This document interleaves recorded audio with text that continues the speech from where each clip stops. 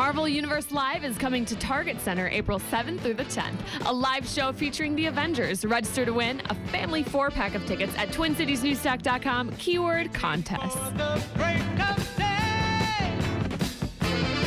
Welcome back to Up and Adam. I'm Jack Tomczak. That's Andrew Lee. Good morning. Be sure to follow Andrew on Twitter at Andrew Lee TCNT. Follow me at Jack Tomczak and always use the hashtag TCNT. Brilliant! Always. We'll be coming back around to the Jamar Clark conversation in the 8 o'clock hour. At 8, we'll have Don Allen and Ron Edwards calling in. Then at 8:40, Bob Kroll, the president of the Police Officers Federation of Minneapolis, calling in as well. Joining us now in studio, big time, big treat, Congressman Tom Emmer. Hey, good morning, Jack. Morning, Tom. Morning, Andrew. Good morning. Thanks for joining us. Yeah. Nice to have you back in studio. It's nice to be here. Feels good in that chair. I was walking down the hall and I said to Becky, excuse myself and let you lovebirds get back to it. No, I was saying to Becky, because I got to, I have to wear the suit now, right? And It's what you wore to work every day. in the beginning. But you broke me down, and I was just I wasn't reminding Becky. I was telling Becky for the first time she got to hear it. I said, Andrew and Bob used to give me such a hard time because my wardrobe is so broad. I've got such a wide range of dark flannels to lighter flannels. Do you remember? Yeah, there was a green one. Just started giving me a hard time because every shirt apparently looks the same. But you know what? If I'm nothing else, I am consistent. Yes. We know what we're going to get. Yes, you do.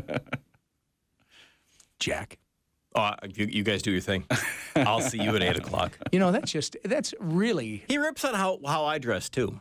Does he? Yeah. Well, I do literally wear the same shirt. Just You in have like different three colors. shirts. Yeah, you have like 3 shirts. I got a blue one, a red one, and a black one. Pretty much. That's A gray clearly why you and I relate. Clearly. Yeah. Clearly. There it is. Must be a Minnesota thing. No. Since Jack is a Packer fan. And he's an Alaskan. All right, let's talk. I'm from Minnesota. I have 5 different shades. He's from Wisconsin. He has 3. That's right. Yes. Let's talk Cuba. You've been there more Whatever than you want Andrew to. and I have. I've never been. So the big story was of course, Obama's trip to Cuba. You were along for that trip, and continuing your efforts to move closer to lifting the embargo. Is that a fair way to characterize it? No, lifting the embargo. Yeah. Yeah, no, I believe that this is a policy. What's the definition of insanity, Jack? Doing the same thing over and over and over and expecting a different result. That's We've what had I this say. embargo in place for 55 years, and the stated purpose was to undermine the Castro regime so we could put the Cuban people back in charge of their own destiny. They could self-determine and self-govern. It hasn't worked, and in fact, this policy is the last thing that is empowering this oppressive regime because this is what they look to. I want to hit on that because a lot of the criticism from people that are opposed to this, one of the arguments that they make is that any benefits that the island of Cuba would see, those benefits would be concentrated amongst Castro and sort of his cronies, the elite that are already living, great lives down there, and those benefits won't necessarily filter down to everyday people. How would you respond to that criticism, to that argument? Yeah, that's worked really well so far. I would respond first, and maybe it's a little bit flippant, but I'd say to anybody who said that, so when do you think the embargo is going to work? When do you think that's going to stop the Castros from essentially sucking the citizenry dry and taking all the benefits already? I mean, clearly that hasn't worked. The Castros will benefit with the embargo, which they have, and if they're right, which I think those people are wrong, right? The Castros will benefit without the embargo. They're going to benefit either way. If you truly are interested in seeing Cuban people have the opportunity to correct the human rights abuses that they suffer from on a day-in, day-out basis, if you're truly interested in seeing them be able to self-determine and reach their full potential, then take away the last excuse that this government has. I mean, I've been down there, you're right, a couple of times.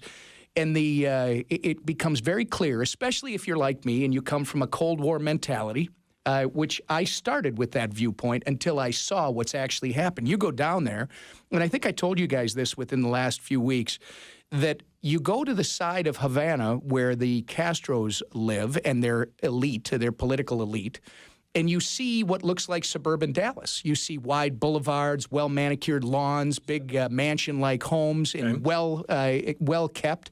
You go to the other side where the population lives, and you see a lot of Cubans, average Cubans, living in very underwhelming circumstances. In fact, That's putting it nicely. Very nicely. There was a story I was told recently of and this is outside of Havana. This is a Cuban-American who went back to Havana, who was pro-embargo, probably as recent as 4 or 5 years ago. Finally took the step of going back to the country that his parents took him out of when he was 6 years old, and went back to where he came from. Now, he comes from, he's been very successful in this country, but he went back to where his family was below middle class. You know, the family lived above a bottle shop, right? And he said, I had 3 friends, one of which was named Henry, and Henry lived on the other side of the tracks in a beautiful home and, you know, with a big courtyard in the middle. He said, I went back to this town. I found Henry's house, and it was dilapidated. He found out later that 20 families now have to occupy this place.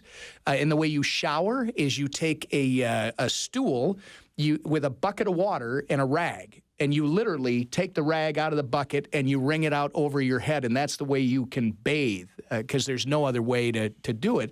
And he tells the story of how he went to the front door, he knocked on the door, and he said, is Henry here? And there's an old man, decrepit, with bifocals on. I don't even know that they're bifocals, but they were glasses the way they were described, wire rim glasses. And he says, who's looking for him? He says, I have a message from Miguel, Mike. And he says, do you know Miguel? And he says, I am Miguel. And the old man says, I'm Henry. Wow. Yeah. I mean, it's, again, people, and I've heard this, you know, lifting the embargo, you're doing this kind of stuff, you're embracing the executioner. Well, this isn't about embracing Raul Castro. This isn't about empowering Fidel Castro. They are already in power. This is about taking away the last excuse they have, because everything that is broken in that country, the government, and there are still some hardline communists, but the government is clearly moving as well. They like to call themselves socialists, but it's still very oppressive. The military is very involved. You just don't see them as much. They're usually dressed like an everyday person on the street, which we can talk about in a second, because there were some conflicts after the speech last week out on the street between what I assume were military people dressed in civilian clothing, ushering away protesters and people who were pro-U.S. But again, if you want to empower the Castros, leave the embargo in place. If you want to take the last thing they have, because they tell their constituents, the public, right, you don't have chicken today. Well, guess what? That's because of the U.S. embargo. Right. All right, let's take a break. When we come back, more with Tom Emmer and Cuba.